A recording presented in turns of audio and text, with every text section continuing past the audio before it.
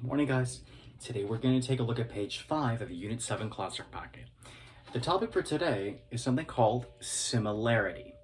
Now, before we talk about similarity, I want you to make sure that you understand there's a big difference between similarity and something we talked about previously called congruence. Okay?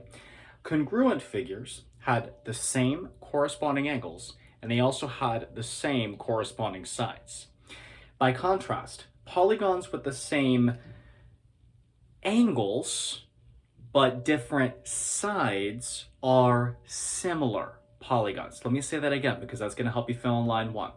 Similar polygons, fancy way of saying similar shapes, are polygons with the same corresponding angles, so angles are the same, but different sides. Now there are two conditions that have to be satisfied for similarity, and we kind of just talked about them, but here they are. For two figures to be similar, all right, which means like they're kind of sort of the same shape, but one might be bigger than the other, or one might be smaller than the other, okay? Two things have to be true. The first one is that corresponding angles are congruent. I apologize for the shorthand, but that's what that means. Corresponding angles are congruent. By contrast, the corresponding sides are going to be what we call proportional, all right?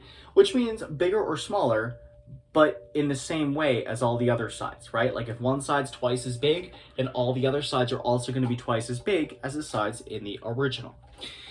The ratio of corresponding sides is called the scale factor. Let me say that again, scale factor.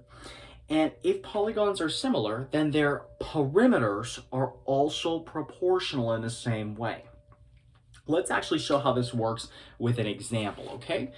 And we're going to take a look first at the example they give us right there on page 5 of triangles ABC and DEF. Okay? Now, first things first. Let me actually draw these two triangles out. I apologize if they're like not exactly the best. I'm not really known for my artwork, as you've probably guessed by now. All right, then we got ourselves some tick marks here. 1 and 1, 2 and 2, 3 and 3. And then they give us some signs, okay? 8, 10, and 14, and then 12, 15, and 21. All right, cool. Okay, so the first thing, guys, they asked me what's the scale factor from one to the other, from this one to the other one. You know what that means? All I'm going to be doing is basically making a fraction. If I took a side from this one and I put it over the corresponding side of the other one, what would the scale factor be? So I could say that the scale factor from this to this, because side AB corresponds to DE, and how do I know that? Because it's like both in between the 1 and the 2 and the 1 and the 2. I could say that the scale factor is either 8 to 12, or if you want to reduce that down by a GCF of 4, you could actually say 2 to 3 instead. By contrast, if they asked us for the scale factor of DEF, so this one first to this one, instead of starting with the 8, I would start with the 12. So that scale factor would be 12 to 8, or if I reduced it down by a GCF of 4, I would get 3 to 2. Now, with the perimeters, they want to know what's the ratio of the perimeter of this one to this one. Well, let's do this the long way, and then we'll see how we really don't need to do any more work, okay? What's the perimeter of this one? Let's add up all the sides, okay? 12 plus 15 is 27. 27 plus 21, I believe, gives me 48. So let me write that down, 48, all right? Now let's find the perimeter of this one. 8 plus 10 is 18. 18 plus 14, I believe, is 32. So far, so good, right? Now, I want you guys to notice something though. If I were to simplify this down by a GCF of 16, because 16 is actually the biggest number that goes in, look what this turns into. Divide this by 16 and I get 3. Divide this by 16 and I get 2. it's the same ratio as I had for the sides, right? So the perimeter is actually going to have the same ratio from one figure to the next as the ratio of a side to a side, which is super, super awesome. Now, one thing you guys may be asked to do for a problem like this is to write something called a similarity statement. Okay, a similarity statement. Let me actually write out what the similarity statement would be, and then we'll talk about it. The similarity statement for these two would be as follows. Triangle A, B, C, and then a single squiggle. Let me say that again. A single squiggle. Okay, not double squiggle, not equal sign, a single squiggle. That means similar to triangle D, E, F. All right? Now, the important thing here is to know how to actually use the similarity statement. Do you guys remember back in the chapter about congruence, we learned that we could use the similarity statement to decide which angles were congruent and which sides were congruent? Well, guess what? In this unit, we're actually going to see how we can use this to show which angles are congruent and which sides are proportional, right? Just as a little preview, let's take a look. So in this case, A comes first, and so does D. So angle A and angle D are congruent. Is that matched up in the diagram? Sorry about that. Yes, that is matched up in the diagram. Similarly, side AB comes first, second. So does side DE. So that means that this corresponds to this. These two sides are proportional. All right? So it's really very similar to what you guys did back in Unit 5.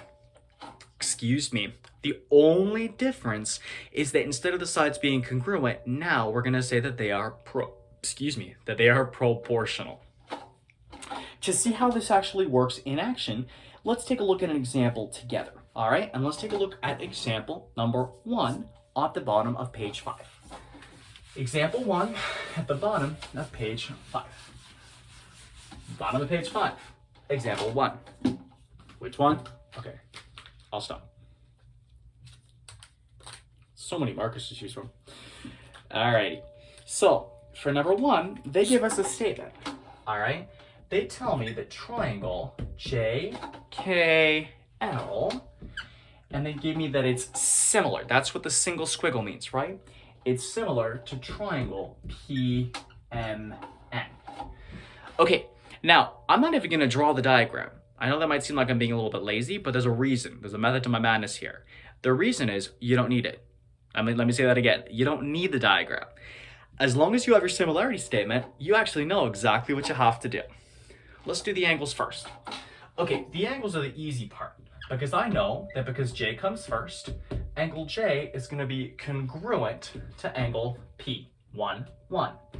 I can do this for all the other angles as well, K and M. Last but not least, angle L and angle N. So that's the easy part. The part that's a little bit harder is with the sides, but again, if we use our similarity statement, we shouldn't have a problem, okay? Here's how that's gonna work for the sides. What I'm gonna do is I'm actually gonna create 3 fractions. All right, it's kind of like this weird, monstrous equation thing, but I think you'll see how this works. All right, let's start off with side JK. All right, so I'm gonna start off with JK. JK is 1, 2. What's 1, 2 over there? Well, that will be PM. So I'm gonna put that on the bottom. So the way to read this is JK is to PM as, now let's do KL, that's 2, 3. What's 2, 3 in that second statement? MN, and last but not least, JL, that's 1, 3 over here. What's 1, 3 over there? PN, okay? So when we did congruence, we would actually say that these sides were the same as each other. With similarity, instead of saying they're the same, we actually say that their ratios are the same. So one side to another side equals the ratio of this side to this side, and so on and so forth. All right? In the next video, we'll actually see how this works with algebra, all right, where we're going to bring in some cross multiplication. But for right now, the big idea I want you guys to keep in mind, similarity means that the corresponding angles are congruent, but the corresponding sides are proportional, and we really can use similarity statements to our advantage by saying which angles are congruent and by writing a series of proportions that tell us which sides are proportional to which sides.